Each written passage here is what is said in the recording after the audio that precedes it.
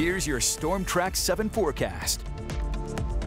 This is Storm Track 7 meteorologist Robbie coming around. Of course, the big story for today is that chance for strong to severe storms, again, mainly for southern areas. But we do have this yellow alert day in play again. It's a pretty short time frame as well, mostly between the hours of about 4 o'clock this afternoon and 8 or 9 o'clock late this evening as well, early this evening I should really say. But again, for the primary locations, we're mostly looking at the chance of just storms, mostly south of Highway 20. The higher severe threat, I would say, is about south of Highway 30 or so. That's what we're looking at right now. You'll see that in future track as we move through this afternoon. Of course, you can see this cold front up to our north. There is some shower activity at this time frame right now, just before noon, of course, associated with that front. But as that pushes off to the south, we could see some scattered shower and maybe isolated storm development across, again, areas like Highway 20 rather, and points to the south. But here we are, 4 or 5 o'clock. You can start to see some of those more intense storms develop.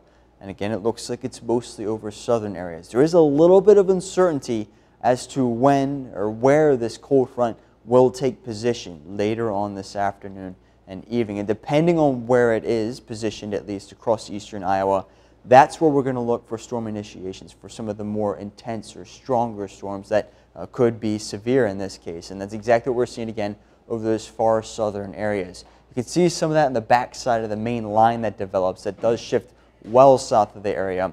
There could be some more storm activity, say 6, 7, 8 o'clock for those same southern counties that you can see there. But thereafter, this pretty quickly moves out. 9, 10 o'clock, you can see pretty much drying out by that point for those southern areas, leading to a mostly clear night even into tomorrow morning. Now, here's a look at the general severe weather risk across the area. This has shifted south a little bit more, and actually a little bit more so, at least compared to this morning. As you can see, this was up to about Winneshiek and Allamakee County as well in terms of that level 1 out of 5 risk. But that has even since been trimmed to the south and southeast. Again, main threat we're looking at is those far southern counties. That's at level 3 out of 5 risk that you see that orange shading, and there up to the north, again, that threat lessens. But the primary threats that we're looking at could see some larger hail, very large hail, possibly up to the size of golf balls, is a potential threat once those storms initiate over our southern counties. And then thereafter, could see a bit of a wind threat as well. Cannot rule an isolated tornado or two, just something to keep an eye on there.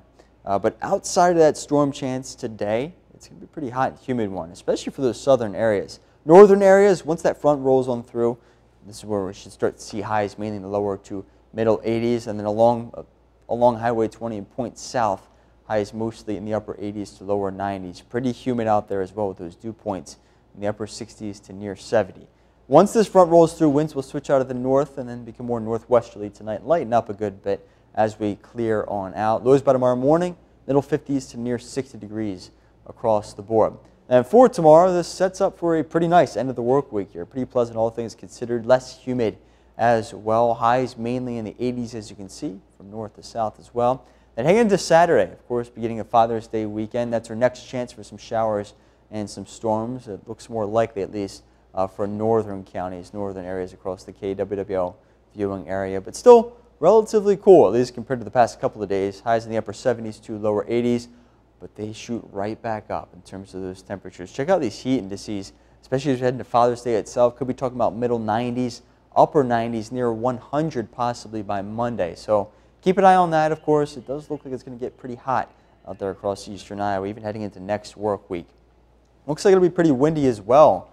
Check it out through the middle of the week, of course, and first day of summer next Thursday. A couple more shower and storm chances with highs back into the upper 80s.